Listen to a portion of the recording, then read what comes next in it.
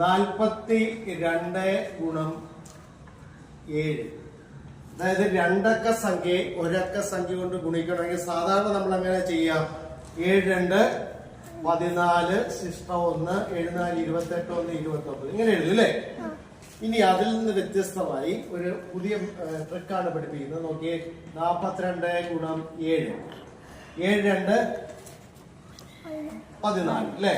അത് എഴുതുന്നത് 7 4 28 29 അല്ല 28 ആണ്. ശ്രദ്ധിക്കാം. അപ്പൊ ഇവിടെ നമ്മൾ കൂട്ടുമ്പോൾ ഇത് രണ്ടും കൂടെ കൂട്ടുക.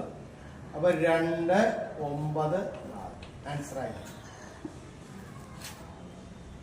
നോക്കുക, 7 4 7 2 14 എഴുതി 7 4 28. ഈ രണ്ടും കൂടെ കൂട്ടുക. 8 1 9. 2 ആദ്യം എഴുതുന്നു, 8 1 കൂട്ടി എഴുതുന്നു, 4 എഴുതുന്നു. ഓക്കെ, അങ്ങനെയാണെങ്കിൽ ഞാനൊരു സംഖ്യ പറയട്ടെ. 69 ഗുണം 8. നിങ്ങളത് പറഞ്ഞേ. 69 ഗുണം 8 89 72 86 48. ഇനി എന്താ ചെയ്യണ്ടേ? 8ഉം 7ഉം കൂടെ കൂട്ടുന്നു അല്ലെ? 4 എഴുതിയിട്ട് 8ഉം 7ഉം കൂടെ കൂട്ടുമ്പോ എത്ര? 15 2 അല്ലെ? പക്ഷെ രണ്ടക്ക സംഖ്യയായിട്ട് നിൽക്കില്ല. അപ്പൊ ഈ 1 ഇപ്പുറത്തേക്ക് വരും. 5 5 2. ഇത് ശരിയാണോ നമുക്ക് നോക്കാം. 8 9 72 2 7 ശിഷ്ടം 8 48 7 55. ശരിയല്ലേ? ഇങ്ങനെയുണ്ട്. എളുപ്പമല്ലേ? നിങ്ങളൊരു സംഖ്യ പറഞ്ഞേ.